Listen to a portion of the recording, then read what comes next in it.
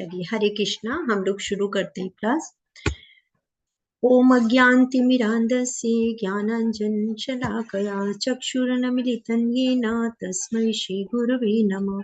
श्रीचैतन्यमनोभीष्टं स्थापितं येन भूतले स्वयं रूपं कदा मह्यं ददाति स्वपदान्तिकम्।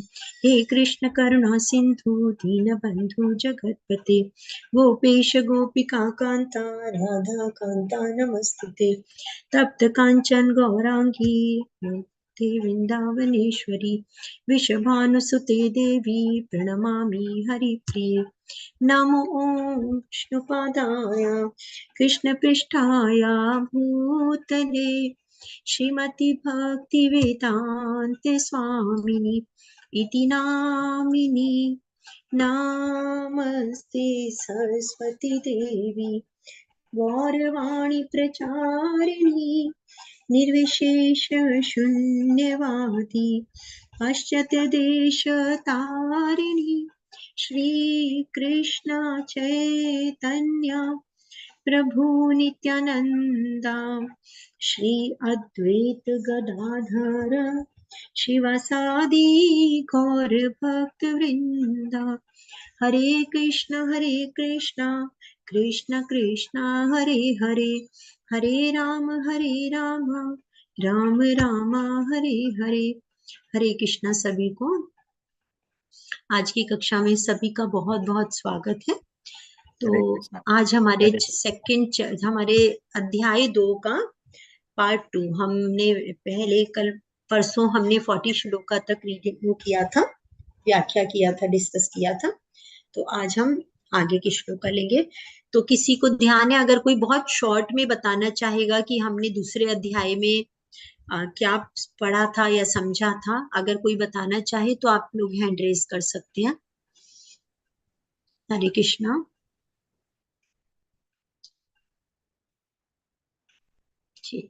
रीडिंग करना चाहें, अगर आप लोग श्लोका रीडिंग लेना चाहें और या अनुवाद पढ़ना चाहें तो भी आप लोग हैंड रेज कर सकते हैं।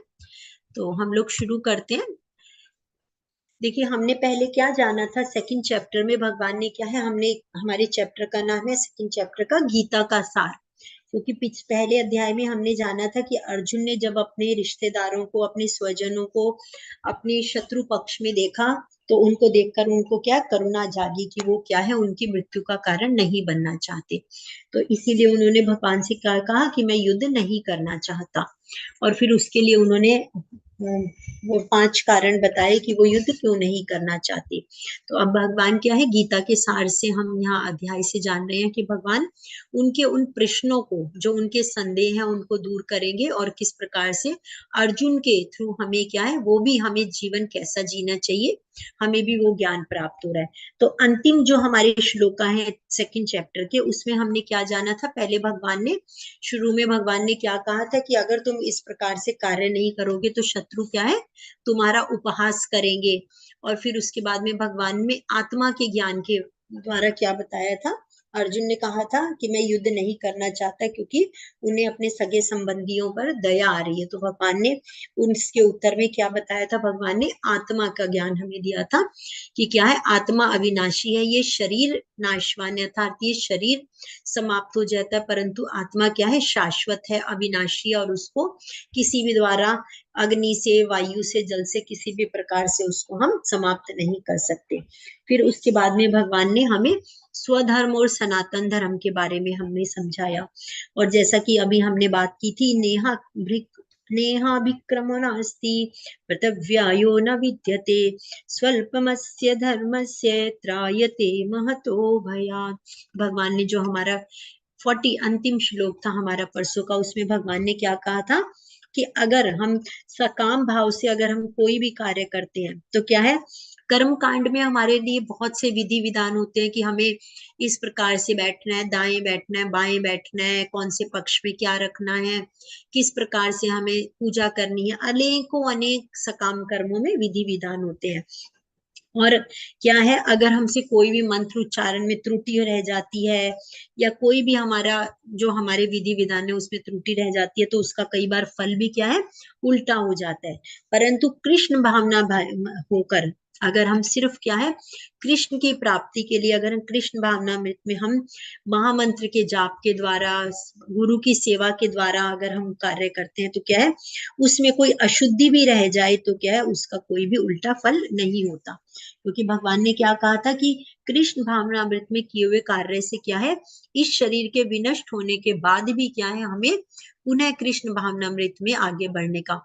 क्योंकि आगे हम छठे अध्याय में जानेंगे, जब अर्जुन ने पूछा था कि असफल योगी की क्या गति होती है, तो भगवान ने वहां भी कहा था कि अगर हम कृष्ण भावनामृत में कोई कार्य करते हैं तो उसका फल क्या होता है, अनंत होता है। और इसमें हमने अजामिल की कथा के द्वारा भी जाना था। तो आज से हम 41 श्लोका से हम आज का अध्याय शुरू करते हैं। हरे कृष्णा। जी विपिन प्रभु जी, आप पढ़ना चाहेंगे? जी माता जी। जी हरे हरे कृष्ण प्रभु जी। आज ऐसा करते हैं, हम हाँ थोड़ा जी। थोड़ा समय लेंगे, परंतु एक एक श्लोका के बाद हम थोड़ी थोड़ी व्याख्या कर लेंगे, क्योंकि अब हमारा सार थोड़ा सा शुरू हो रहा है, जिसके द्वारा हम समझ सकते हैं उसको। जी जी माता जी, जी ठीक हरे है। हरे कृष्ण जी। कृष्ण। व्यवसाय आत्मिका बुद्धि रेके कुरु नंदन, बहुशाखा ही अनंताश्च बुद्ध्यो व्यवसायिताम। जो इस मार्ग पर चलते हैं वे प्रयोजन में दृढ़ रहते हैं और उनका लक्ष्य भी एक होता है। हे कुरुनंदन, जो दृढ़ प्रतिज्ञ नहीं है उनकी बुद्धि अनेक शाखाओं में विभक्त रहती है। हरे कृष्णा माता जी। कृष्ण, थैंक यू प्रभु जी। तो यहाँ भगवान क्या बता रहे हैं कि व्यवसायत्मिका बुद्धि से क्या तात्पर्य होता है, कि जब हम मनुष्य अपने जीवन का लक्ष्य पहचान लेते हैं और ये दृढ़ निश्चय कर लेते हैं कि हमें भगवान की बात मानकर ही हमें कर्म योग का क्या है, आचरण करना है। तो इसीलिए देखिए श्रद्धा, क्योंकि श्रद्धा क्या होती है, विश्वास। श्रद्धा का अर्थ होता है कि किसी भी जो अलौकिक वस्तु है उसमें हमारा जब अटूट विश्वास हो जाता है तो वही श्रद्धा है। तो जो हमारे पूर्व कर्म जो हमने कार्य किए हैं, शुभ अशुभ फल हमने कर्म किया, उससे क्या है, सकाम कार्यों में अगर हम लगा देते हैं तो उसका फल हमें, जैसे अभी हमने जाना कि हमें क्या है, जरूरी नहीं है कि वो हमें फल हमें शुभ कर्म के अनुसार शुभ फल मिले। परंतु अगर हम कृष्ण भावनामृत में होकर कार्य करते हैं तो क्या है, हमें किसी भी शुभ फल के लिए भी हमें निरंतर प्रयास नहीं करना पड़ता, क्योंकि कृष्ण भावनामृत में सारे ही कार्य क्या होते हैं, अलौकिक होते हैं। अर्थात भगवान की प्राप्ति के लिए हम वो कार्य करते हैं, तो उसमें कोई भी अच्छे और बुरे का कोई भी अद्वैत भाव नहीं रहता। तो इसीलिए भगवान क्या कहते हैं कि कृष्ण भावनामृत होने का अर्थ क्या होता है, दृढ़ निश्चय होकर अगर हम कोई कार्य करते हैं।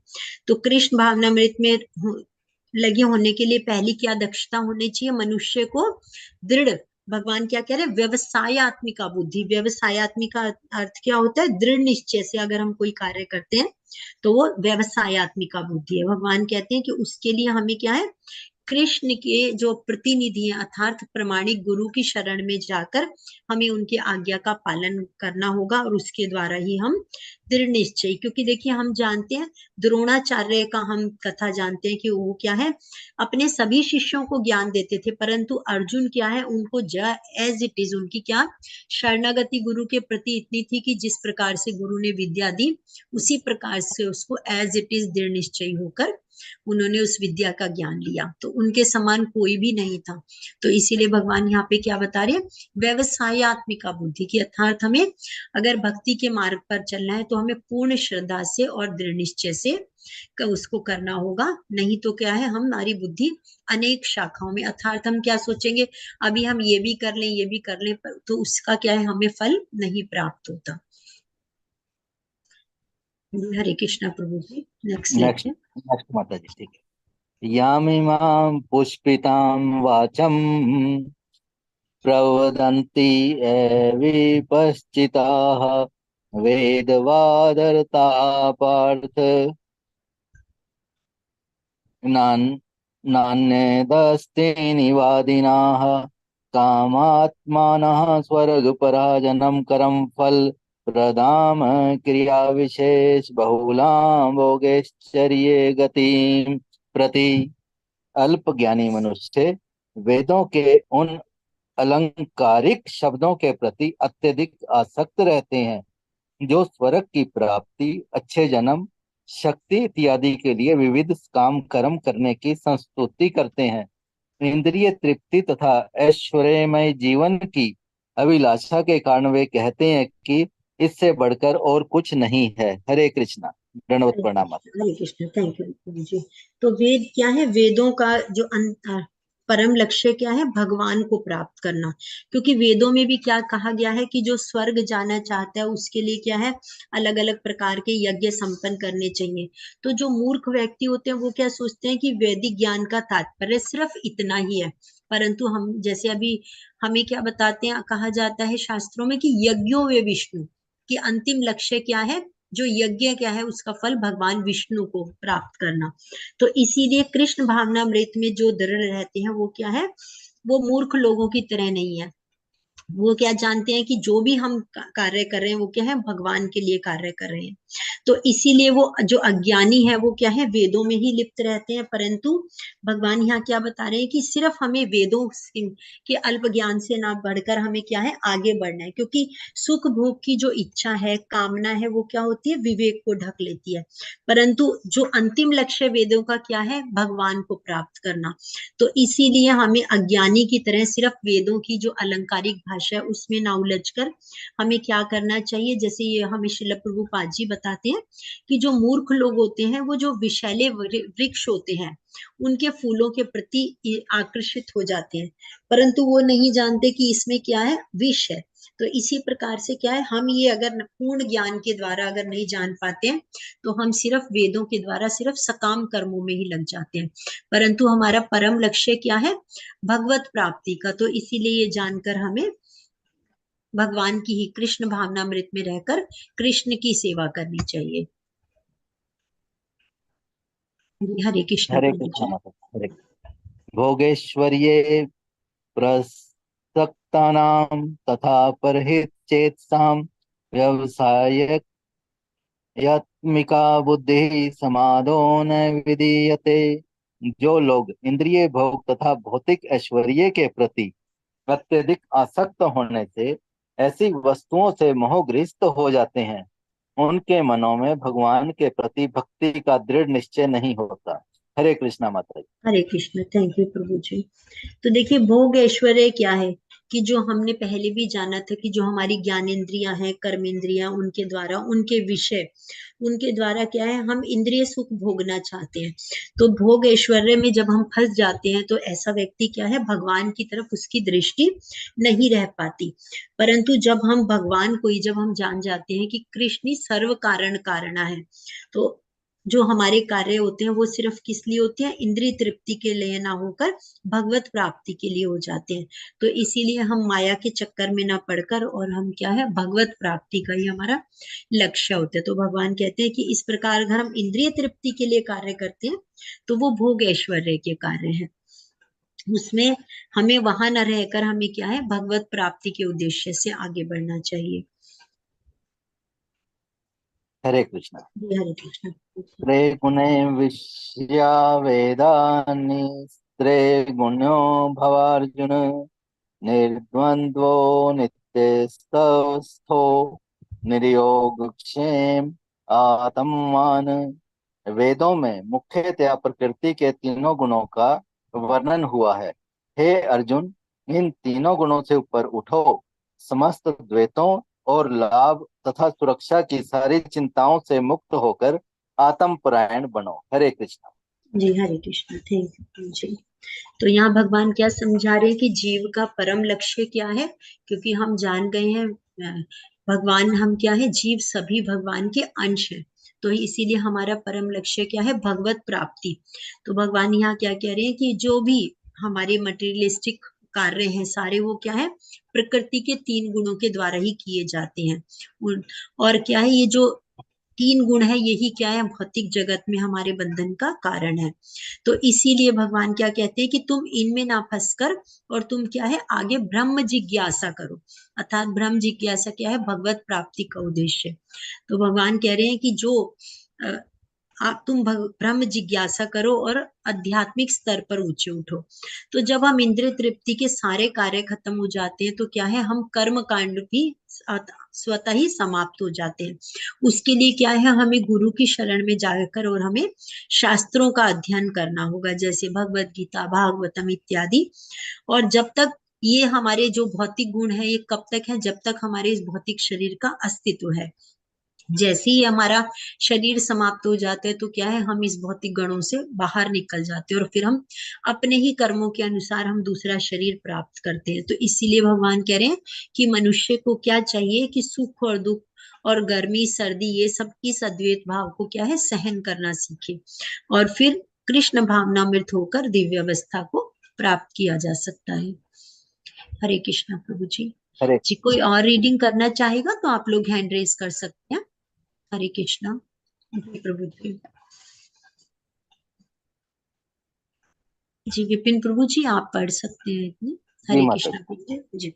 यावान अर्थः उद्माने सर्वतः संपत्लुप उदके तावांस तावांस वेर्षु वेदेषु ब्राह्मणस्य विजानताः।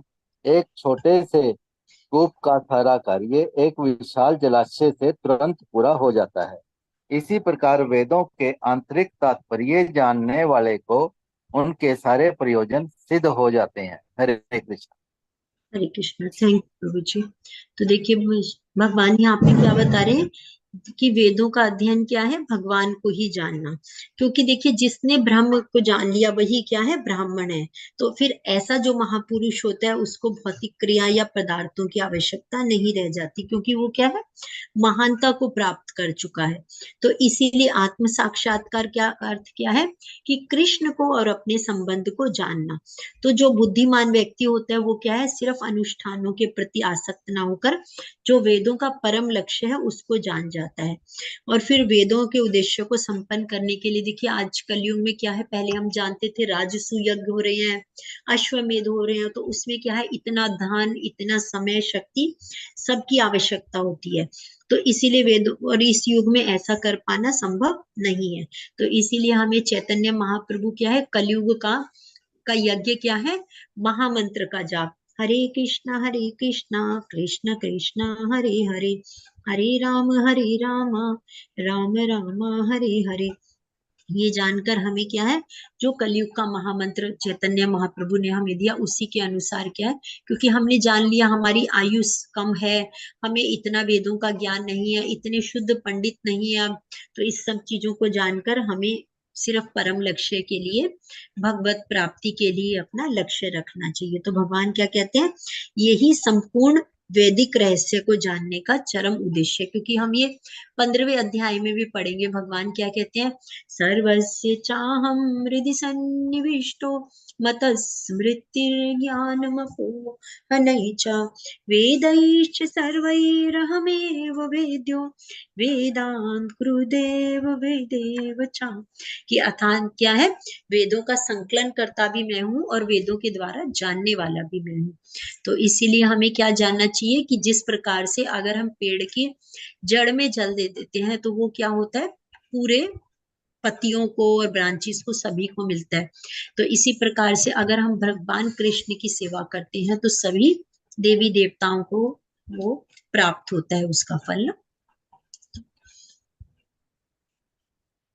नेक्स्ट। हरे कृष्ण। हरे कृष्ण जी। कर्मण्येवाधिकारस्ते मा फलेषु कदाचन मा करम फल हेतुर्भूर्मा ते संगोऽस्तु कर्मणि। तुम्हें अपना कर्म कर्तव्य करने का अधिकार है, किंतु कर्म के फलों के तुम अधिकारी नहीं हो। तुम न तो कभी अपने आप को अपने कर्मों के फलों का कारण मानो, न ही कर्म न करने में कभी आसक्त हो। हरे कृष्णा माता। हरे कृष्ण। थैंक यू प्रभु जी। तो फल प्राप्ति क्या है, फल प्राप्ति प्रारब्ध के अधीन होती है, क्योंकि ईश्वर के अधीन है, वो हमारी कामनाओं के अधीन नहीं है। क्योंकि जिस प्रकार के हम कर्म करते हैं उसी प्रकार के हमें फल प्राप्त होते हैं। तो इसीलिए भगवान क्या बता रहे हैं कि तुम जो कर्म कर रहे हो उसके फलों की इच्छा तुम मत रखो, फलों के अधिकारी तुम नहीं हो। और फिर भगवान कहते हैं कि कर्म, भगवान ने हमारे को इस श्लोका में हमें श्रील प्रभुपाद जी कर्मों के अनुसार बताते हैं कि क्या है, कर्म 3 प्रकार के होते हैं, कर्म, विकर्म तथा अकर्म। कर्म हमारे होते हैं जो हमारे करणीय है, अर्थात जो हमारे नियत कर्म है, हमें जो ये शरीर प्राप्त हुआ है इस जीवन में, जो उसके अनुसार हमारे जो प्रिस्क्राइब ड्यूटीज होती है वो हमारे कर्म है। और विकर्म हमारे क्या होते, शास्त्रों के अनुसार हमारे निषेध होते हैं, जो अकरणीय है वह विकर्म होते हैं। और अकर्म क्या होते हैं, जो भगवान भगवान के लिए किए गए कर रहे होते हैं। तो इसीलिए हमें क्या करना चाहिए, इनका भेद जानकरी हमें कर्म करना चाहिए कि हम विकर्म ना करते, अर्थात जो हमारे शास्त्रों में वर्जित है उस प्रकार के कार्य ना करते हुए हम क्या है, भगवत प्राप्ति के लिए कार्य करें। तो भगवान यहाँ पे कहते हैं कि फल की आसक्ति रहित होकर ही तुम कार्य करो। अर्थात क्या है तुम्हारा, हमने पिछले श्लोकों में क्या पढ़ा था, भगवान ने बताया था स्वधर्म के बारे में कि जो तुम्हारा धर्म है उसके अनुसार। तो अर्जुन क्या है, क्षत्रिय है, तो इसीलिए भगवान क्या कह रहे हैं कि फल की आसक्ति रही, क्योंकि उन्होंने क्या कहा है, उन्होंने अपना तीसरा कारण क्या बताया था कि कुल परंपरा का नाश होगा। तो भगवान यहाँ क्या कहते हैं कि तुम ये ना सोचकर कि कुल परंपरा या वर्णाश्रम धर्म, तो भगवान क्या कहते हैं कि तुम्हारे जो स्वधर्म है, कि तुम क्षत्रिय हो तो उसके अनुसार ही तुम कार्य करो, अर्थात तुम्हें कर्तव्य के रूप में तुम्हें युद्ध करना ही तुम्हारा क्या है, एकमात्र मुक्ति या कल्याण का कार्य है। हरे कृष्ण प्रभु योगस्थ जी। योगस्थ कुरु कर्माणि संत्यक्त्वा धनंजय सिद्धे असिद्ध्यो समो भूत्वा समत्वं योग उच्यते। हे अर्जुन, जय अथवा पराजय की समस्त आसक्ति त्याग कर समभाव से अपना कर्म करो, ऐसी समता योग कहलाती है। हरे कृष्ण। हरे कृष्ण, थैंक यू प्रभु जी। तो देखिए ये हमारे लिए बहुत, जो हम ये श्लोका पढ़ रहे हैं ये हमें क्या है, कर्म योग भी कहे जाते हैं, कि हम किस प्रकार से अपने कर्मों को भगवान के साथ, योग का अर्थ क्या होता है, जुड़ना, अर्थात कि हम इस प्रकार के कर्म करें जिससे कि हमें भगवत प्राप्ति हो, भगवान के साथ जुड़े।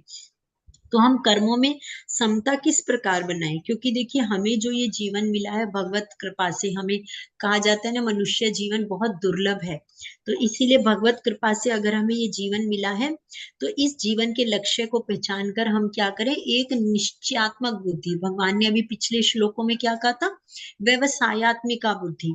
तो जब हम इस लक्ष्य को पहचान लेते हैं तो दृढ़ निश्चय होकर हम जो भी कार्य करते हैं उनको क्या है, हम बगैर विचलित हुए सिर्फ क्या है, परमात्मा अर्थात भगवान की प्राप्ति के उद्देश्य से जो हम कर्म करते हैं, तो फिर वो भगवान की पूजा के भाव से अगर हम कार्य करते हैं तो वो क्या होती है, समता, अर्थात कृष्ण के निर्देश के अनुसार ही हम जो कार्य करते हैं वही क्या है, कृष्ण भावनामृत के कार्य होते हैं। तो अर्जुन क्षत्रिय है और वर्णाश्रम धर्म के अनुयायी हैं, तो इसीलिए विष्णु पुराण में भी क्या कहा गया है कि वर्णाश्रम धर्म का एकमात्र उद्देश्य क्या है, विष्णु को प्रसन्न करना, अर्थात कृष्ण की तृप्ति के लिए, तुष्टि के लिए कार्य करना। तो भगवान यहाँ कह रहे हैं कि समता के द्वारा ही तुम कार्य करो। हरे कृष्ण दुरेन प्रभु जी। दुरेन हि अवरम करम बुद्धि योगात धनंजय बुद्धो शरणम इच्छ इन विच्छ कृपणाः फल हेत्वः। हे धनंजया, भक्ति के द्वारा समस्त ग्रहित कर्मों से दूर रहो और उसी भाव से भगवान की शरण ग्रहण करो। जो व्यक्ति अपने काम कर्म फलों को भोगना चाहते हैं वे कृपण है। हरे कृष्णा। हरे कृष्ण, थैंक यू प्रभु जी। तो भगवान यहाँ क्या बता रहे हैं, ग्रहित कर्मों से दूर रहो। ग्रहित अर्थात क्या है, भगवान कह रहे हैं कि कृष्ण भावनामृत के अतिरिक्त हम जितने भी कर्म करते हैं वो क्या है, ग्रहित होते हैं, क्योंकि उसमें क्या है, कर्ता अर्थात क्या है, हम फल की इच्छा से कर्म में प्रवृत्त रहते हैं और वही फल हमारे लिए क्या है, कर्मों के बंधन का कारण बनते हैं। तो भगवान कहते हैं कि फल की इच्छा रखकर अगर हम रात दिन कर्म करते हैं तो वो कर्म योग नहीं है, परंतु कर्म क्या है, उसमें कर्म की प्रधानता नहीं है, अर्थात किसकी है, सेवा और त्याग की प्रधानता है। तो इसीलिए भगवान कह रहे हैं कि एक निश्चयात्मक बुद्धि होकर क्या है, कर्म योग के अनुसार तुम, जिसे कि बुद्धि योग भी कहा जाता है, उसके अनुसार तुम कार्य करो। क्योंकि मनुष्य को क्या है, अपनी सारी शक्ति को किस चीज में लगाना चाहिए, कृष्ण भावनामृत कार्यों में लगाना चाहिए, इसी से उसका जीवन सफल हो सकता है। जी, हरे बुद्धि कृष्ण। युक्ता जाति ही उभे सुकृत दुष्कृते तस्मात् योगाय युज्यस्व योगः कर्मसु कौशलम।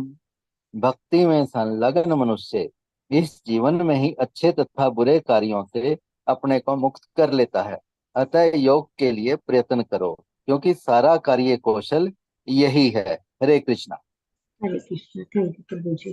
तो भगवान यहाँ क्या कह रहे हैं कि अगर समता में रहकर, अर्थात क्या, कृष्ण भावना भाई हम कार्य करते हैं, तो रात दिन हम अगर कर्म भी करते रहते हैं, लगातार हम कर्म करते हैं, तो भी क्या, उसका पाप पुण्य दोनों ही नहीं लगते।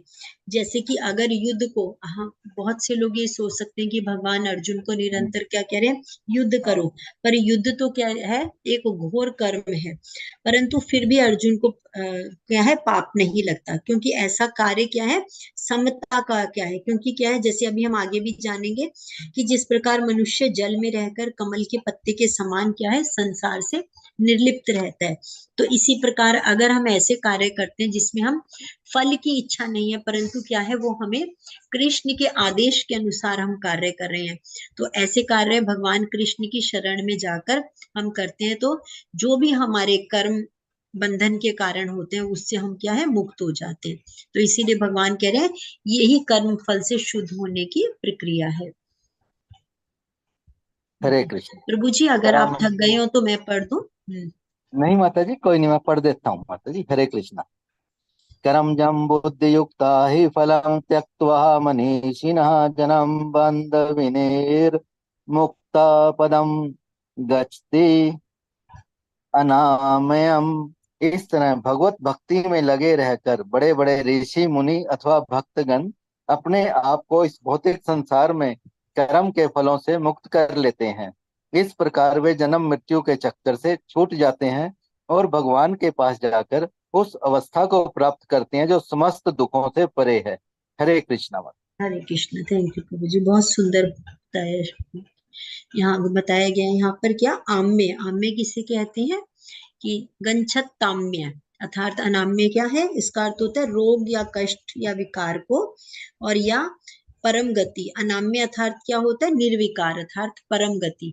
तो यहाँ पर क्या बताया कि परम गति को किस प्रकार से प्राप्त करते हैं, जो समस्त दुखों से पड़े। तो इसीलिए जिसने, भगवान कृष्ण, हमने पिछली स्लाइड्स में भी पढ़ा था कि भगवान क्या है, कि अगर हम भगवान की शरण में चले जाते हैं, तो हमारे लिए जो दुखालयम, हाँ, वो भी किस प्रकार से हो जाता है, कि जैसे भव सागर में गोखुर के जल के समान। अर्थात क्या, गोखुर का जल क्या होता है, जैसे गाय का जो बछड़ा होता है, उसका जो पांव होता है गोखुर, वो कितना छोटा सा होता है, उसमें कितना जल होगा। तो इसी प्रकार से जो ये हमारे बड़े बड़े कष्ट होते हैं, भव भव सागर, अर्थात जो ये हमारे जीवन के भौतिक जगत के कष्ट है, वो भी क्या है, हमारे लिए गोखुर के समाये, गोखुर में समाये जल के समान हो जाते हैं। जैसे हम सुनते हैं ना बचपन से ही, कि शूली का हुक्म शूल में टल जाए, अर्थात क्या है, कि बड़े से बड़ा दुख भी क्या है, छोटे से रूप में रह जाते हैं। तो इसीलिए जो भी भगवान की शरण ग्रहण कर लेता है, तो उसके लिए जो इस संसार के दुख है, गोखुर के जल के समान ही हो जाते हैं।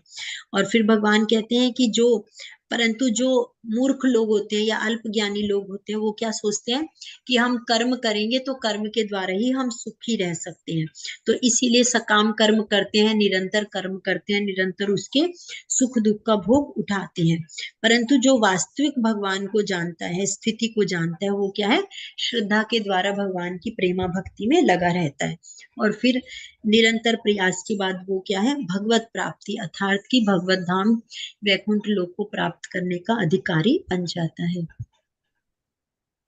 यदा ते मोह कलीलं बुद्धि व्यतितरिष्यति तदा कंता असि निर्वेदम श्रोत्रस्य श्रुतस्य च।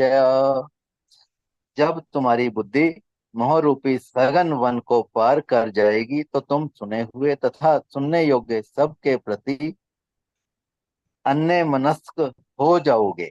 हरे कृष्ण। जी हरे कृष्णा, थैंक यू प्रभु जी। अन्य में से हरे भी क्या कृष्णा हो? माता जी।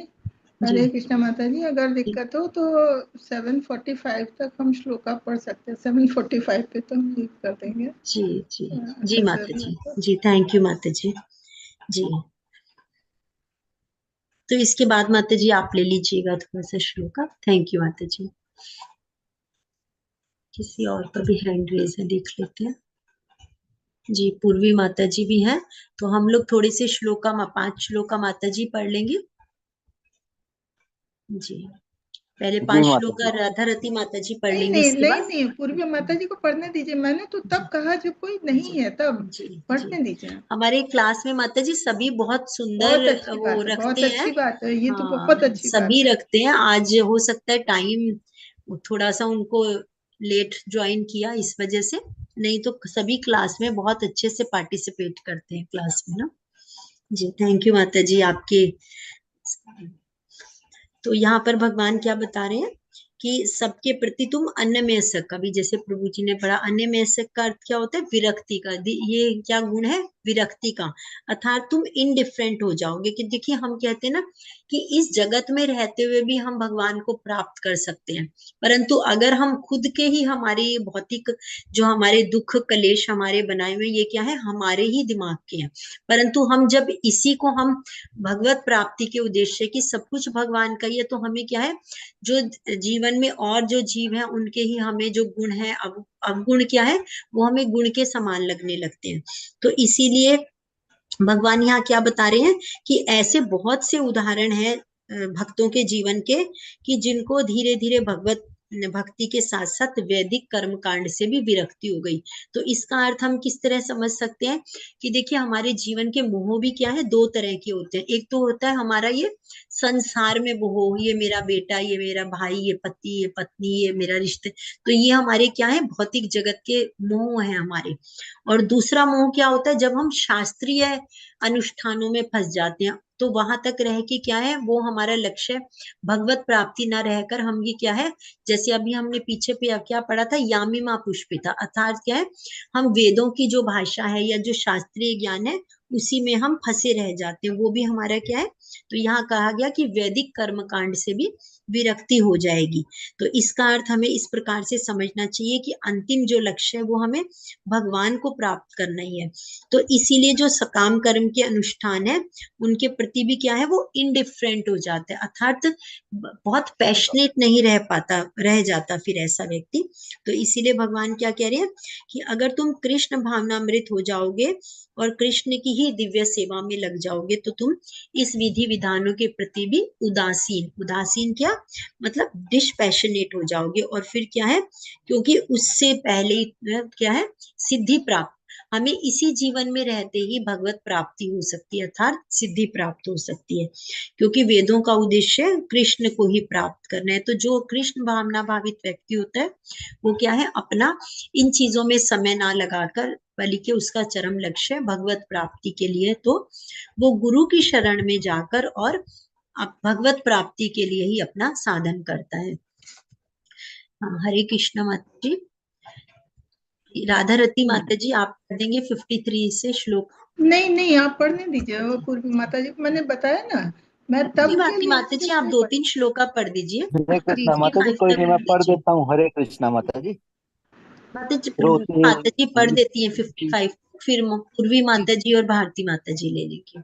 श्रुति विप्रतिपन्ना ते यदा स्थास्यति निश्चला समाधावचला बुद्धिस्तदा तदा योगमवाप्स्यसि। जब तुम्हारा मन वेदों की अलंकारमयी भाषा से विचलित ना हो और वह आत्मा साक्षात्कार की समाधि में स्थिर हो जाए, तब तुम्हें दिव्य चेतना प्राप्त हो जाएगी। हरे कृष्ण। हरे कृष्णा, थैंक यू पूर्वी माता जी, बहुत सुंदर रिसाइटेशन किया आपने। तो भगवान यहाँ क्या कह रहे हैं कि जब हम पूर्ण भाव कृष्ण भावना भावित हो जाते हैं, तो वही क्या है? हमारी पूर्ण समाधि, अर्थात कि हमें, हमने जाना था कि भगवत प्राप्ति के क्या है? 3 अवस्थाएं हैं आत्म साक्षात्कार की। किसी को याद है हमने फर्स्ट लेवल में और क्या पढ़ा था? कौन सी 3 अवस्थाएं होती हैं वो? भगवान को प्राप्त करने की 3 अवस्थाएं कोई बताना चाहेगा तो आप लोग अनम्यूट करके बोल सकते हैं। हरे कृष्णा। माता जी, भक्ति, श्रवण और कीर्तन।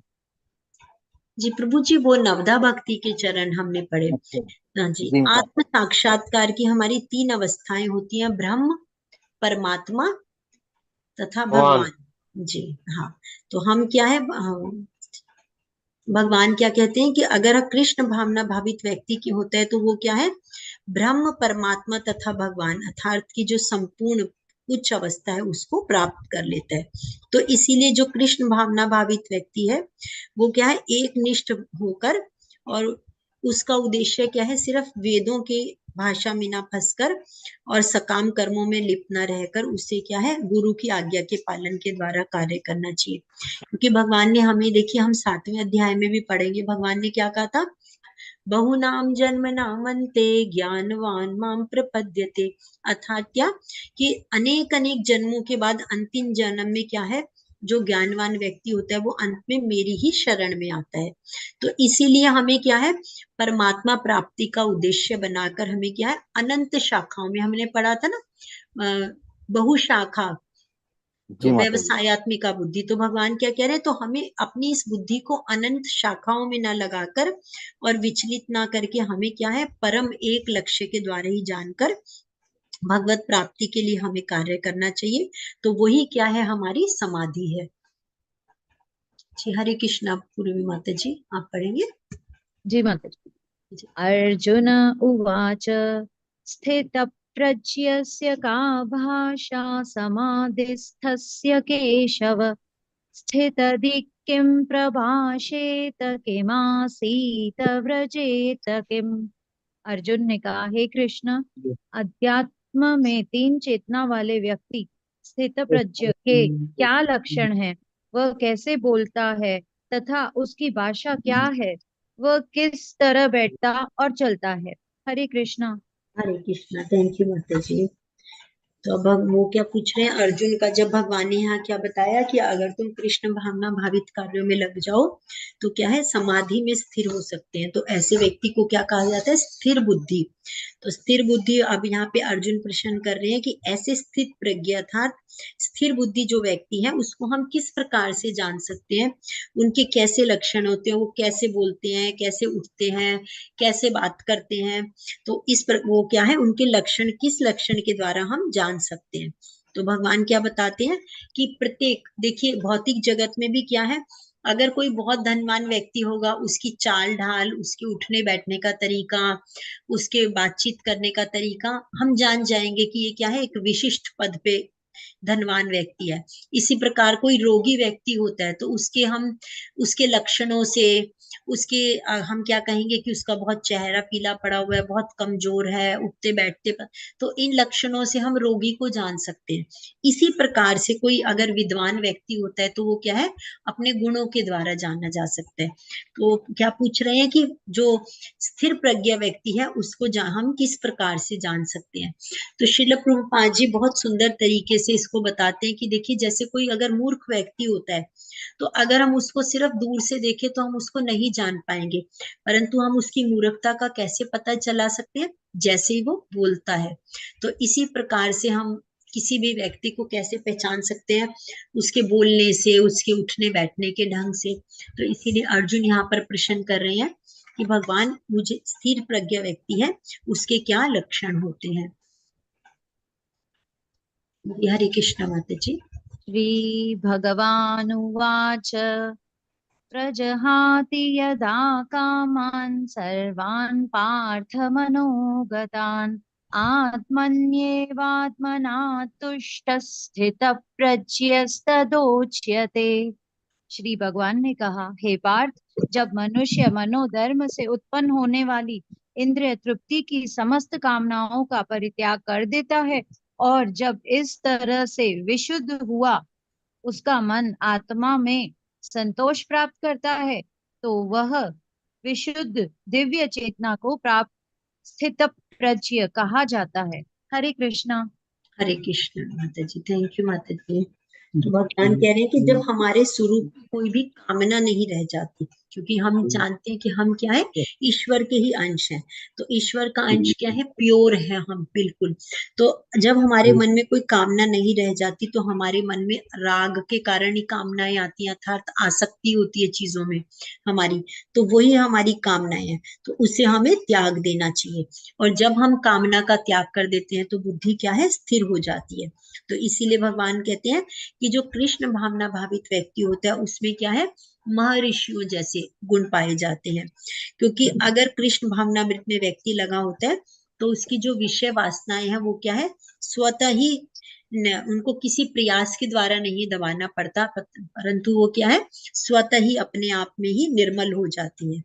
और जो उन्नत महात्मा होता है वो अपने आप को क्या है, भगवान का ही दास मानकर कि मैं क्या हूँ, भगवान का ही शाश्वत दास हूँ, और उसी में वो क्या संतुष्ट रहता है। तो इसीलिए जो भी भौतिक कामनाएं हैं उसकी विषय वासनाएं उसके पास तक नहीं पहुंचती हैं, और वो सहदेव ही प्रसन्न रहता है। तो इस प्रकार से भगवान आगे भी स्थित प्रज्ञ के लक्षण बताएंगे हमें। हरे कृष्ण। दुःखेष्वनुद्विग्नमनः सुखेषु विगतस्पृहः वीतरागभयक्रोधस्थितधीर्मुनिरुच्यते। जो जो त्रय तपों के होने पर भी मन में विचलित नहीं होता अथवा सुख से प्रसन्न नहीं होता, और जो आसक्ति भय तथा क्रोध से मुक्त है, वह स्थिर मन वाला मुनि कहलाता है। हरे कृष्णा। कृष्ण, थैंक यू माता जी। तो भगवान यहाँ क्या कह रहे हैं कि वीत राग का अर्थ क्या होता है कि हम आसक्ति, हमें किसी भी चीज में अगर हमें आसक्ति है, देखिए राग क्या है, अगर हमें थोड़ा सा भी सूक्ष्म अभिमान होगा तो हम क्या सोचेंगे, देखिए जैसे अगर कहीं रास्ते में सोना पड़ा दिख गया है तो हमने उसको भी छोड़ दिया, परंतु हमने कहा हमने तो सोना देखा था परंतु हमने उसको भी नहीं उठाया। तो यह क्या है, हमारी सूक्ष्म आसक्ति है। तो इसी प्रकार से भगवान क्या कह रहे हैं कि वो त्रयतापों से भी विचलित नहीं होता। हमारे जीवन के त्रयताप क्या होते हैं, आधिदैविक, अधिभौतिक और आध्यात्मिक। वो क्या है, तीनों तापों से भी विचलित नहीं होता, और किसी भी सुख में और दुख में भी क्या है, प्रसन्न रहता है। और भय हो, क्रोध हो, सभी प्रकार की स्थितियां उसमें वो, तो वो क्या है, वो क्योंकि वो जानता है कि जो मेरे, अगर मेरे जीवन में कष्ट आ रहे हैं तो वो क्या है, मेरे पूर्व जो मेरे पिछले जन्म के मैंने पाप कर्म की है उसी का मैं भुगतान भुगत रहा हूँ। और वो देखता है कि मेरे को बहुत सुख प्राप्त हो रहे हैं तो उसमें भी वो क्या सोचता है कि ये मेरे ऊपर भगवान की कृपा है।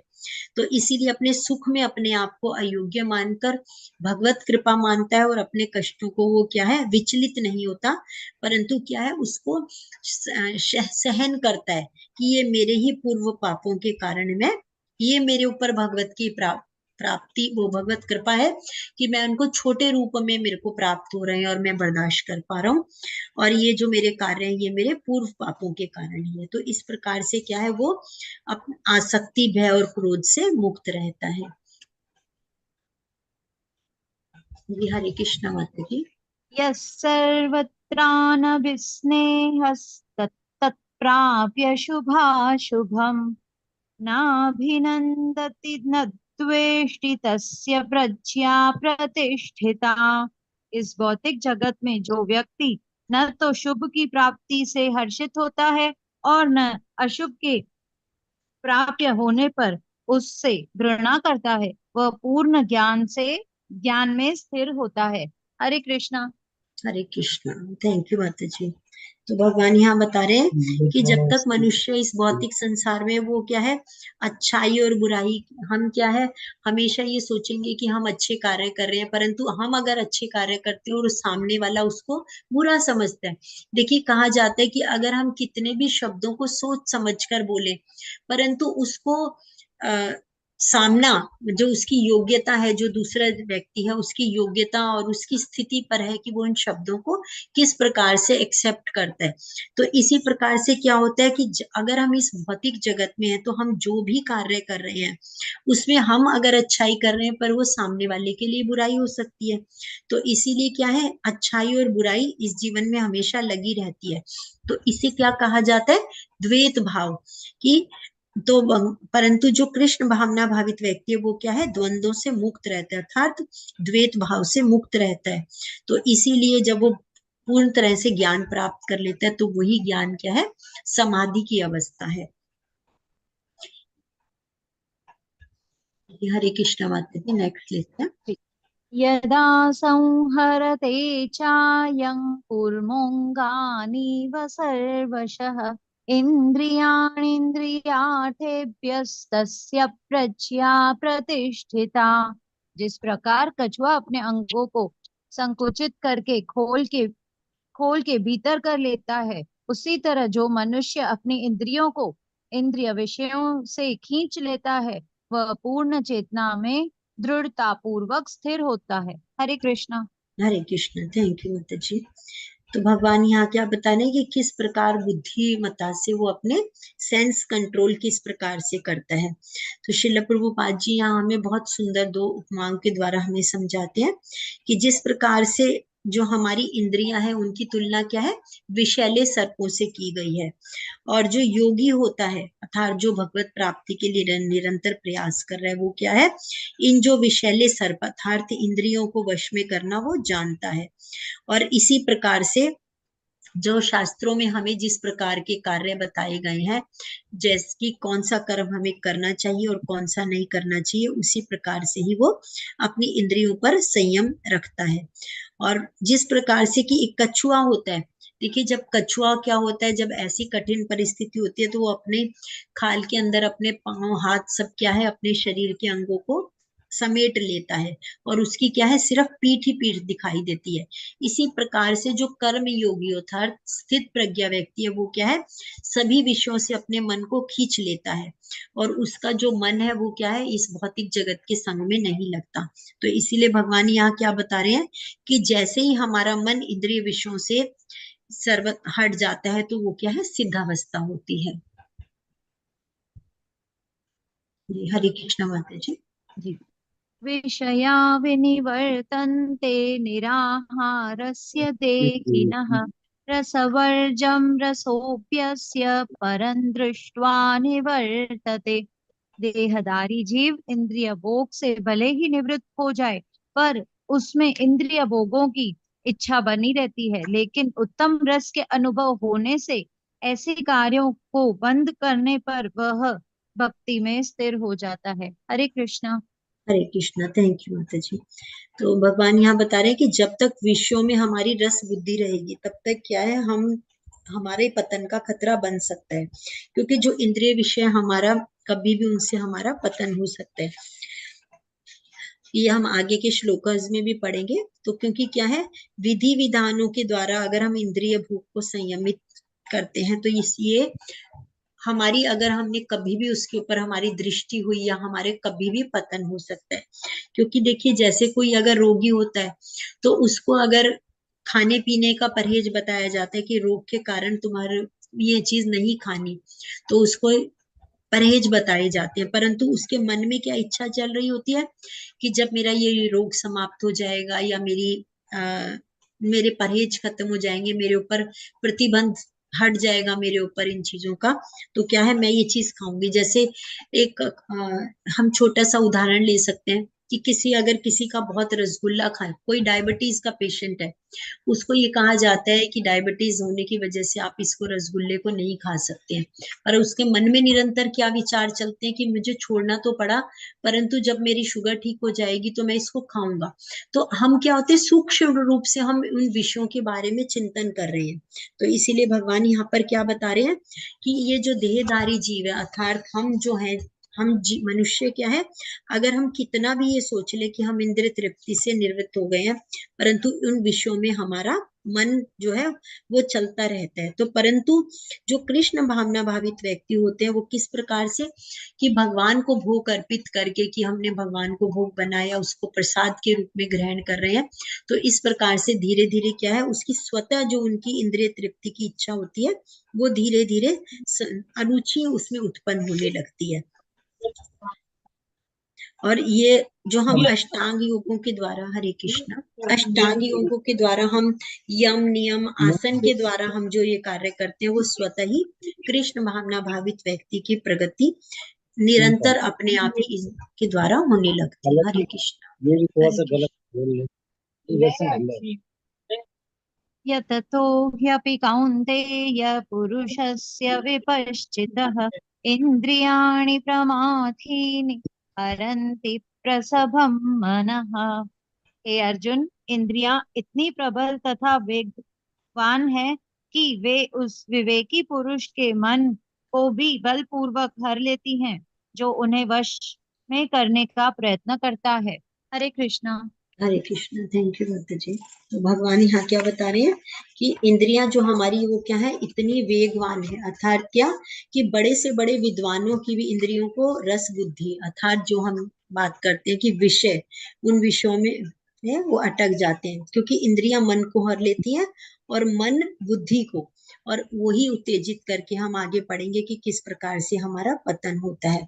तो उसके लिए श्रील प्रभुपाद जी हमें क्या बताते हैं कि उसका ABCD का सूत्र है, अर्थात क्या, ए अर्थात एसोसिएशन ऑफ डिवोटीज, बी अर्थात बुक रीडिंग जैसे भगवत गीता भागवतम को पढ़ना, सी चैंटिंग क्योंकि कलयुग में भगवत नाम जाप ही सबसे बड़ा साधन है, और डी अर्थात डीटी वर्शिप।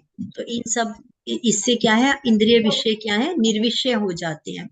और क्योंकि जो बड़े से बड़ा वो है महर्षि और जो विद्वान है वो भी क्या है, अपनी इंद्रियों के उनके मन को हर लेती है, क्योंकि यहाँ हमें उदाहरण के द्वारा समझाया गया, जैसे विश्वामित्र जैसे महर्षि भी क्या है और पूर्ण योगी और महान व्यक्ति थे, परंतु मेनका के साथ विषय भोग में वो प्रवृत्त हो गए।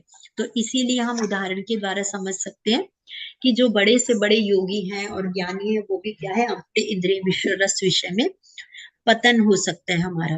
परंतु भक्त यमुनाचार्य हमें क्या कहते हैं कि जब से मेरा मन भगवान कृष्ण की सेवा में लगा है तब से मैं नित्य नए रस का आनंद करता हूँ, और इसीलिए जो ये विषय भोग के वो है उन पर मेरा विचार ही नहीं जाता। तो इसीलिए हमें क्या करना चाहिए, कृष्ण भावना भावित होकर अगर हम कार्य करें तो धीरे धीरे जो हमारी इंद्रिय तृप्ति की इच्छा है वो हमारे उससे हम विमुख होने लगते हैं। हरे कृष्णा। संजय प्रभु जी आप पढ़ना चाहेंगे आगे? हरे कृष्ण माता जी। हरे कृष्ण प्रभु जी। प्रभु जी 61 से पढ़ेंगे जी। धार्यतो विख्यान्तं सह संजायते संगात् संजायते काम काम क्रोधो प्रभु जी 61 तानि सर्वाणि संयम्य युक्त आसीत मत्परः वशे हि यस्येन्द्रियाणि तस्य प्रज्ञा प्रतिष्ठता। जी, जो इंद्रियों को पूर्णतया वश में रखते हुए इंद्रिय संयमन करता है और अपनी चेतना को मुझ में स्थिर कर देता है, वह मनुष्य स्थिर बुद्धि कहलाता है। हरे कृष्ण माता। हरे कृष्ण। थैंक यू प्रभु जी।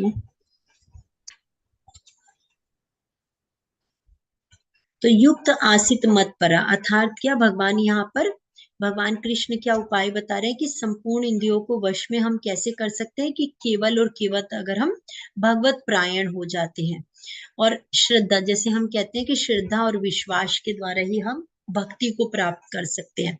तो हमारे लिए आश्रय क्या होना चाहिए, भगवत प्राप्ति। भगवान कहते हैं राजा अम्बरीश यह अपनी सभी इंद्रियों के द्वारा, अर्थात वो अपने मन को भगवान के चरणों में लगाकर अपनी वाणी से भगवत धाम की चर्चा करना, कानों से भगवान की लीलाओं को सुनना, हाथों से मंदिर की सफाई का सेवा का कार्य करना, आंखों से अपनी भगवान की अर्चा विग्रह के दर्शन करना, और इस प्रकार अपनी विभिन्न इंद्रियों के द्वारा क्या है वो भगवत प्राप्ति के लिए कार्य करते थे।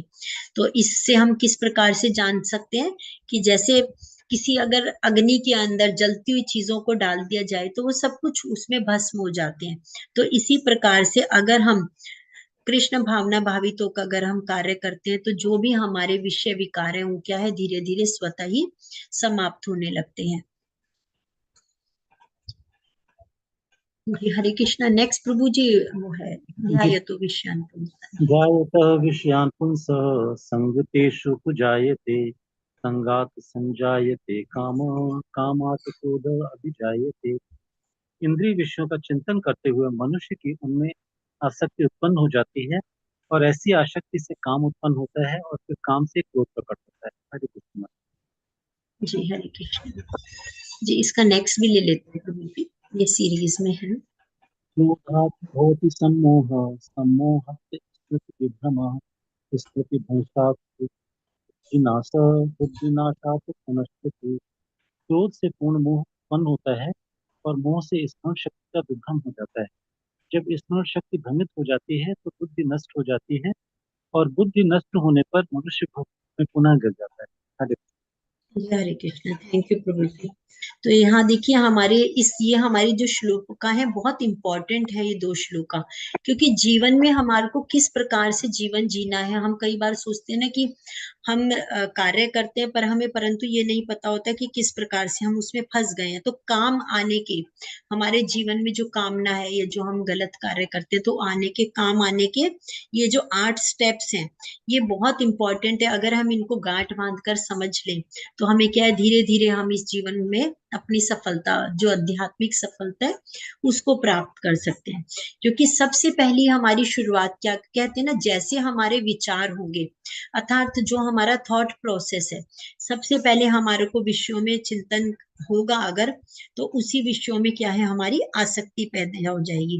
तो हमारा सबसे पहला स्टेप क्या है, हमारी जो विचार है।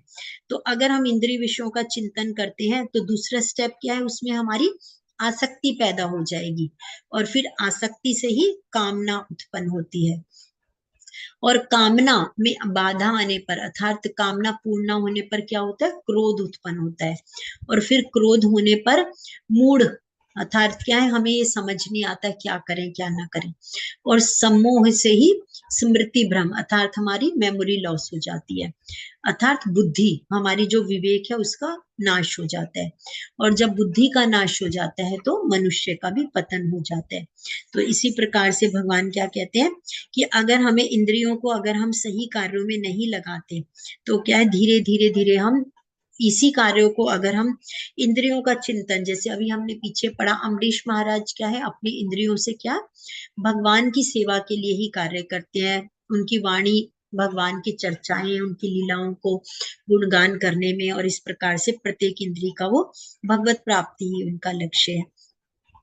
तो भगवान यहाँ पर बताते हैं श्रील प्रभुपाद जी हमें कि अगर हम क्या है इंद्रिय विषयों से बचने के लिए हम सिर्फ क्या ऊपरी ऊपरी साधन करते हैं तो वो क्या है वल्गु वैराग्य कहा जाता है। फल्गु वैराग्य का अर्थ क्या होता है कि जैसे हम एक बिहार में नदी है जिसे कि कहा जाता है कि उसमें जल नहीं है परंतु क्या है इसी प्रकार से क्या है वो वैराग्य फल्गु का मतलब क्या होता है कि हम जो चीज नहीं है और उसको हमें समझना अर्थात जैसे हम मृग तृष्णा होती है डेजर्ट में, तो इसी प्रकार से क्या है अगर हम प्रत्येक वस्तु का उपयोग भगवान की सेवा में करते हैं तो वो क्या है हमें प्रसाद के रूप में हम ग्रहण करते हैं उसका। तो इस प्रकार से हर वस्तु क्या हो जाती है प्राणवान हो जाती है। और अगर हम कृत्रिम सिर्फ त्याग करते हैं जैसे निर्विशेषवादी क्या होते हैं इंद्रियों का दमन, वो ये सोचते हैं कि हमें ये चीज नहीं खानी, तो ये धीरे धीरे क्या है जैसे अभी हमने पीछे भी पढ़ा कि हम उस चीज को हम इस्तेमाल तो नहीं कर रहे पर हमारे मन में उसका विषय चल रहा है, तो इसको भगवान क्या कहते हैं ये कृत्रिम त्याग है। तो इस प्रकार से अगर हम कृत्रिम त्याग करते हैं तो मन क्या है कभी भी विचलित होकर हम हमारा पतन हो सकता है। तो इसीलिए भगवान कहते हैं कि इन चीजों को जानकर हमें अपने जीवन में आगे बढ़ना चाहिए। हरे कृष्ण प्रभु जी।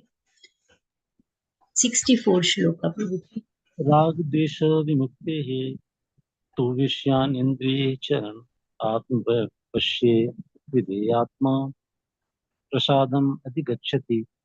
किंतु समस्त राग तथा द्वेष से मुक्त एवं अपने इंद्रियों को संयम द्वारा वश में करने में समर्थ व्यक्ति श्री भगवान की पूर्ण कृपा प्राप्त कर सकता है। हरे कृष्ण। हरे कृष्ण प्रभु जी। तो भगवान यहाँ क्या बता रहे हैं कि जब तक हमारी इंद्रियां भगवान की सेवा में नहीं लगती, हमने पीछे भी जाना तो गिरने की संभावना हमारी बनी रहती है। इसीलिए हमें कर्म कैसे करने चाहिए? कृष्ण के निर्देश के अनुसार ही हमें कर्म करने चाहिए, जिससे कि हम पूर्ण रूप से भगवत प्राप्ति को, क्योंकि यही हमारी भगवान की अहेतु की कृपा होती है कि अगर हम सिर्फ कृष्ण के निर्देशों के अनुसार ही कार्य करते हैं। जी प्रभु जी, हरे कृष्णा प्रभु जी।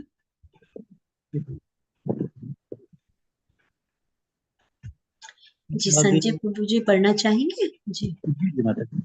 प्रसादे सर्व दुःखानां हानि अस्य उपजायते प्रसन्नचेतस अष्टो बुद्धिपरि अवतिष्ठते।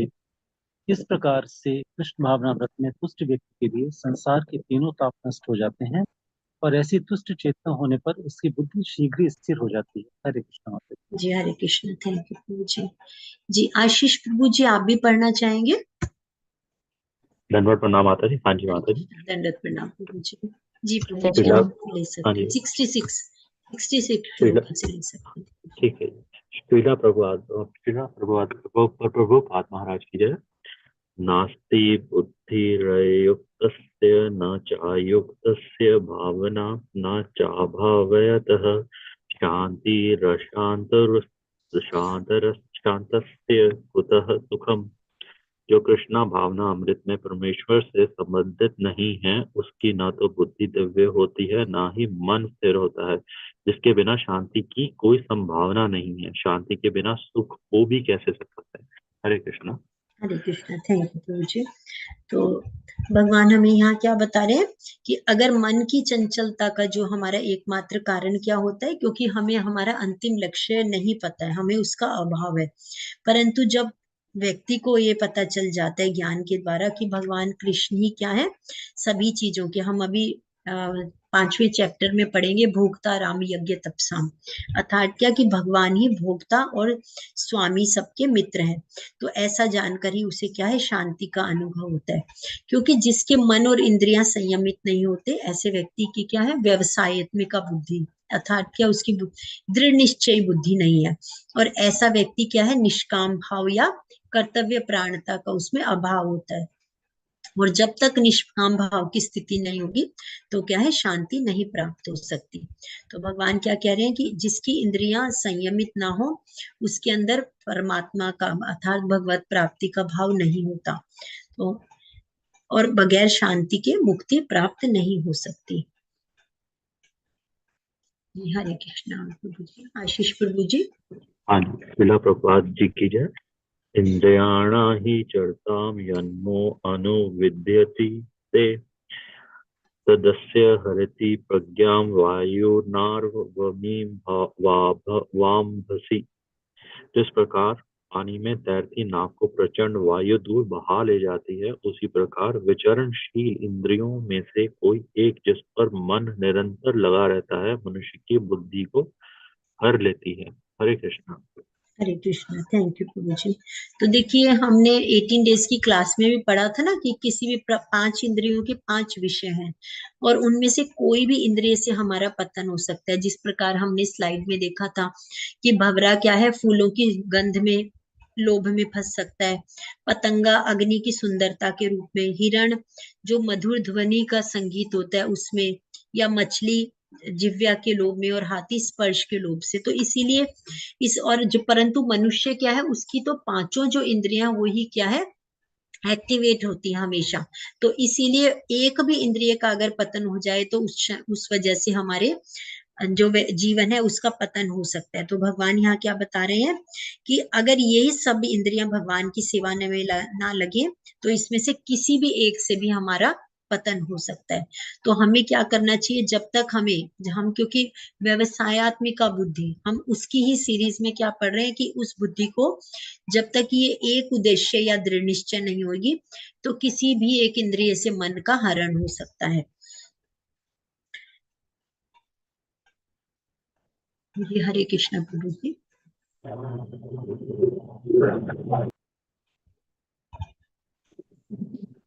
हरे कृष्णा। हरे हाँ, शिला शिला प्रभुपाद जी की जय।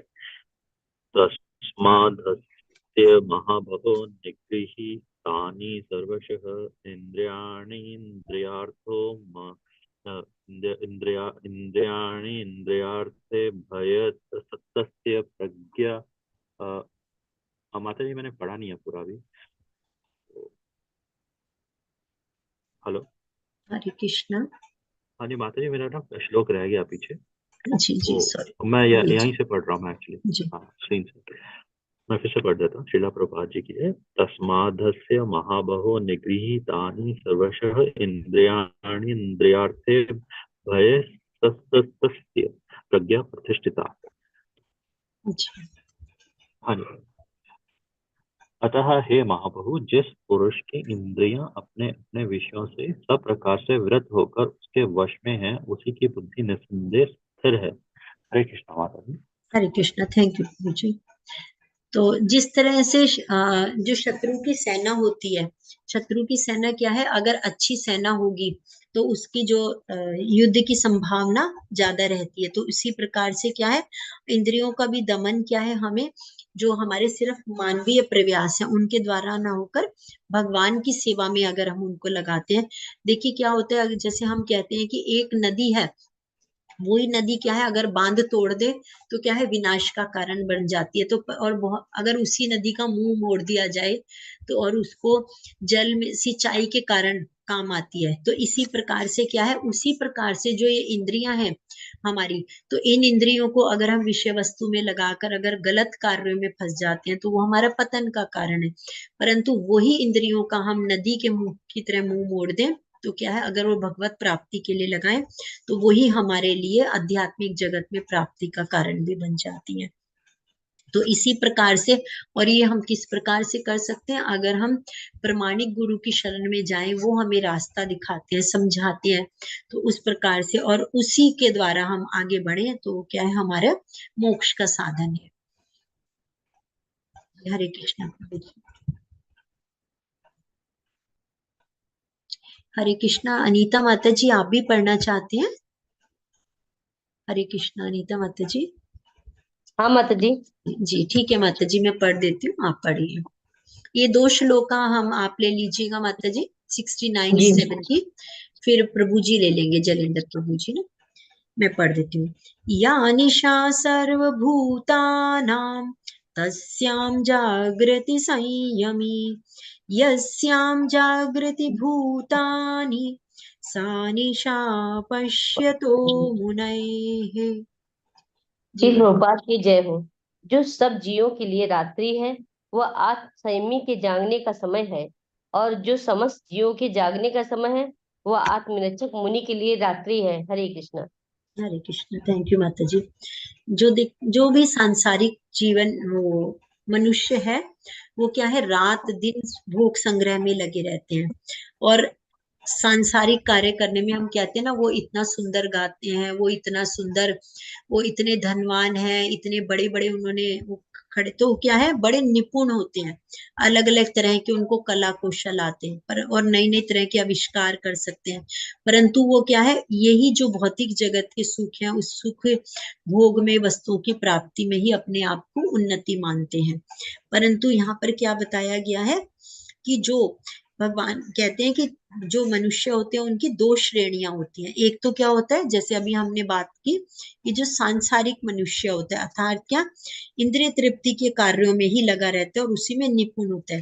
परंतु जो दूसरे होते हैं वो क्या है, तत्व ज्ञानी, अर्थात क्या, हमने पीछे भी पढ़ा था, क्या है, जिज्ञासु और ज्ञानी। भगवान को ज्ञानी अत्यंत है, प्रिय है, क्योंकि क्या है, वो भगवत प्राप्ति के लक्ष्य के लिए अनुशीलन में लगे रहते हैं, उसके कार्यों में। तो यहाँ भगवान कह रहे हैं कि जो भौतिकवादी व्यक्ति होते हैं, अपने क्या है, अज्ञान के कारण आत्म साक्षात्कार के लिए सोए रहते हैं। तो परंतु यहाँ जो दोनों में डिफरेंस बताया कि जो भौतिकवादी है, या निशा सर्वभूता नाम, अर्थात जो उनके लिए दिन है वो क्या है, जो आत्म साक्षात्कार व्यक्ति है उनके लिए रात्रि है, और जो उनके लिए रात्रि है भौतिक जगत के लोगों के लिए वो क्या है, उनके लिए दिन है। तो ये हम किस प्रकार से समझ सकते हैं, देखिए हम क्या है, सुबह ब्रह्म मुहूर्त में उठते हैं, मंगला आरती करना, 16 माला जाप करना, इस प्रकार से क्या है। और बहुत से भौतिक जगत के लोग होते हैं ऐसे ऐसे, आजकल कलयुग में है कि वो रात को 2-2 3-3 बजे तो सोते हैं। तो इसीलिए भगवान यहाँ क्या बता रहे हैं कि ये क्या है, दोनों का भगवान ने यहाँ पर अंतर बताया कि जो आत्म संयमी व्यक्ति के जागने का समय है, वो जो भौतिक जगत के जीवन के लोग हैं उनके सोने का समय होता है। जी हरे कृष्ण। मैं पढ़ू श्लोक माता जी? श्लोका पढ़ेंगे माता जी आप? 70 वाला पढ़ना है ना माता जी? जी जी पढ़िए। हरे कृष्ण। प्रभात की जय। जी आपूर्यमाणम अचल प्रतिष्ठम समुद्रम आप प्रविशन्ति यद्दत् तद्वत् कामायम प्रविशन्ति सर्वेशः शांतिम आपनोति न काम कामी। हरे कृष्णा। फिर जी प्रभुपाद की जय हो। जो पुरुष समुद्र में निरंतर प्रवेश करती रहने वाली नदियों के समान इच्छाओं के निरंतर प्रवाहों से विस्तृत नहीं होता और जो सदैव स्थिर रहता है, वही शांति प्राप्त कर सकता है। वह नहीं जो ऐसी इच्छाओं को तुष्ट करने की चेष्टा करता हो। हरे कृष्णा। हरे कृष्ण। थैंक यू माता जी। तो भगवान यहाँ क्या बता रहे हैं कि जो निष्काम व्यक्ति होता है उसके पास क्या है, वस्तुएं स्वतः ही आ जाती हैं, परंतु फिर भी उसके हृदय में उनके लिए कोई भी शोक या हर्ष नहीं होता। जिस प्रकार से देखिए कि कोई विशाल सागर होता है, उसमें क्या है, नदियां आके उनका भी जल आके गिरता है, और जो वर्षा ऋतु का जल होता है वो भी उसमें, और वो उसमें अत्यंत जल ही जल हो जाता है, फिर भी क्या है, सागर स्थिर रहता है।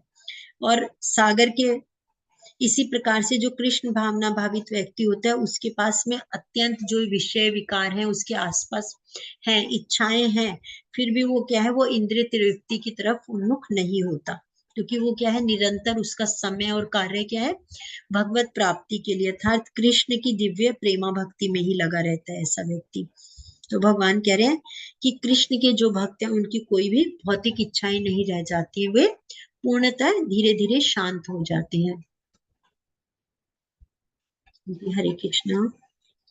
विहाय कामान्य यः सर्वान् पुमान् ताति निष्प्रियः निर्मम निरहंकारं सः शांतिम अधिगच्छति। शिल्पपात की जय हो। जिस व्यक्ति ने इंद्रिय तृप्ति की समस्त इच्छाओं का परित्याग कर दिया है, जो इच्छाओं से रहित रहता है, वह जिसने सारी ममता त्याग दी है तथा अहंकार से रहित है, वही वास्तविक शांति को प्राप्त कर सकता है। हरे कृष्णा। हरे कृष्णा। थैंक यू माता जी।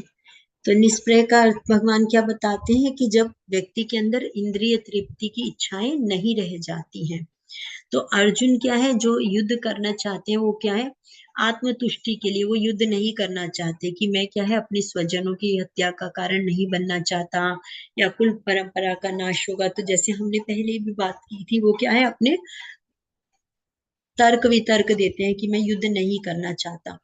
परंतु जब हम 18 चैप्टर में पढ़ते हैं, वो क्या कहते हैं कि मेरा मोह नष्टो मोह लपते, तो क्या है कि मेरा मोह समाप्त हो गया और मैं आपकी आज्ञा का पालन करने के लिए तैयार हूँ। तो क्या भगवान यहाँ क्या बता रहे हैं कि जब तक व्यक्ति कृष्ण भावना भावित नहीं हो जाता तब तक क्या है, वो नहीं जान पाता है।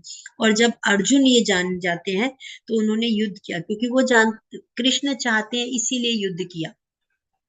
तो जब इस भौतिक दृष्टि से व्यक्ति क्या हो जाता है, डिटैच हो जाता है, तो वो जान जाता है कि प्रत्येक वस्तु क्या है, भगवान कृष्ण की है। हम ईशोपनिषद में भी पढ़ते हैं, ईशावास्यम इदम सर्वम, कि क्या है, प्रत्येक जीव क्या है, भगवान की ही द्वारा जो दी गई साधन है उनका सिर्फ प्रयोग मात्र करता है, परंतु जब जीव उसको स्वयं को स्वामी बन के उसको कर भोगना चाहता है तो वही क्या, उसके बद्ध होने का कारण है। परंतु जो आध्यात्मिक जीवन में आगे बढ़ने वाला व्यक्ति अर्थात क्या, कृष्ण भावना भावित व्यक्ति है, वो इस जीवन में जो भी चीजें उसे साधन प्राप्त हुए उन पर अपना स्वामित्व ना जानकर वो ये जानता है ईशावास्यम इदम सर्वम, अर्थात कि भगवान के द्वारा प्राप्त साधन ही है। तो इस प्रकार से कृष्ण भावनामृत का ये ज्ञान ही क्या है, शांति का ज्ञान है।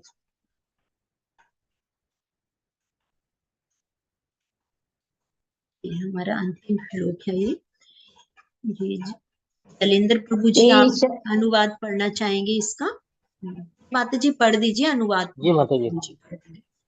पढ़ दीजिए ईशा ब्राह्मी स्थित्यः पार्थ नैना प्राप विमुहति स्थित स्थित्वा आश्याम अंतकाले अपि ब्रह्मा निवारणम पृच्छति।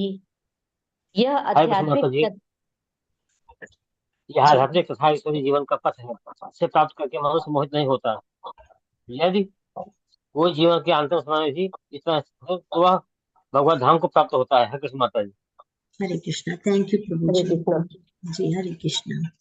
तो भगवान यहाँ क्या कह रहे हैं कि अगर हमारे जीवन में समभाव आ जाए तो हम क्या भगवान के सम्मुख हो जाते हैं और उससे ही क्या है परम शांति अर्थात निर्वाण ब्रह्म की प्राप्ति हो जाती है। और भगवत प्राप्ति के लिए अगर हम निश्चय कर लेते हैं तो फिर हमें भी क्या है व्यवसायत्मिक बुद्धि अर्थात हमें घबराने की जरूरत नहीं है और हर क्षण का हम सदुपयोग करते हुए हम अपने परम लक्ष्य को प्राप्त कर सकते हैं। क्योंकि देखिए खटवांग मुनि क्या है, खटवांग महाराज को सिर्फ 48 मिनट में अर्थात 2 घड़ी के अंदर ही भगवत प्राप्ति हो गई थी। क्योंकि खटवांग जो मुनि थे वो थे महाराज थे, वो देवों के साथ में देवासुर युद्ध में देवताओं की सहायता के लिए करने गए। लड़ाई में बहुत समय बीत गया और देवताओं के द्वारा वर मांगने पर उन्होंने क्या पूछा कि मेरी मृत्यु का कितना समय शेष बताया, तो उन्होंने बताया 2 घड़ी। तो उन्हें बहुत पश्चाताप हुआ कि जो काम उनको करना चाहिए था वो उन्होंने नहीं किया। तो उन्होंने दैन्य भाव से अर्थात क्या दीनता के भाव से वो भगवान को याद करने लगे और अपने चित्त को पूर्ण रूप से भगवान में लगा लिया। तो क्या है 2 घड़ी में भी उनको ब्रह्म की प्राप्ति हो गई। तो इसीलिए भगवान क्या कह रहे हैं कि हम जीवन में ये सोचते हैं कई बार कि हमने ये कार्य सिर्फ भौतिक जगत में ही हम लगे रह गए हैं, परंतु अगर हम भगवत प्राप्ति के लिए हमारा 2 घड़ी का क्षण भी अत्यंत क्या है, एक सेकंड बात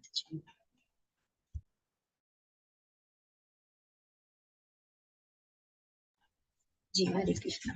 तो इसीलिए भगवान कहते हैं, कहा जाता है ना कि हमें भक्ति करेंगे तो क्या 55 की उम्र में, परंतु 55 नहीं बचपन की उम्र से ही अगर भक्ति की जाए तो हम भगवत प्राप्ति को, क्योंकि हम पहले भी जान चुके हम क्या है कलयुग के प्राणी हैं।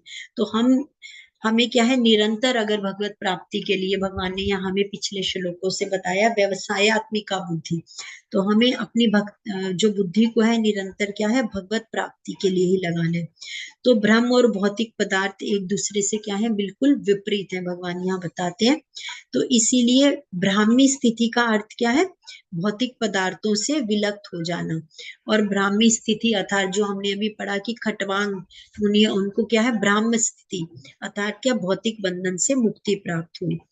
तो इसी प्रकार से जो कर्म योगी है वो क्या है अब बुद्धि से ही भोजन करता है और प्रसाद बुद्धि से ही वो क्या है जो भी वस्त्र पहनता है वो भी जो भी करता है वो क्या है भगवान को अर्पित करके, कि अगर भोजन किया तो वो भोजन ही भगवान का प्रसाद ग्रहण कर रहा हूँ। इसी प्रकार से वस्त्र है तो वो भी भगवान के ही द्वारा दिए गए मैं अलंकार ग्रहण कर रहा हूँ। तो इस तरह जो भी कार्य करता है वो क्या है भगवत सेवा के लिए और भगवत प्रसाद के समान ही उसका कार्य है। तो भगवान इस प्रकार से यहाँ पर हमारा आज का अध्याय संपूर्ण हुआ। ओम तत्सत। हरे कृष्णा कृष्णा कृष्णा कृष्णा हरे हरे, हरे राम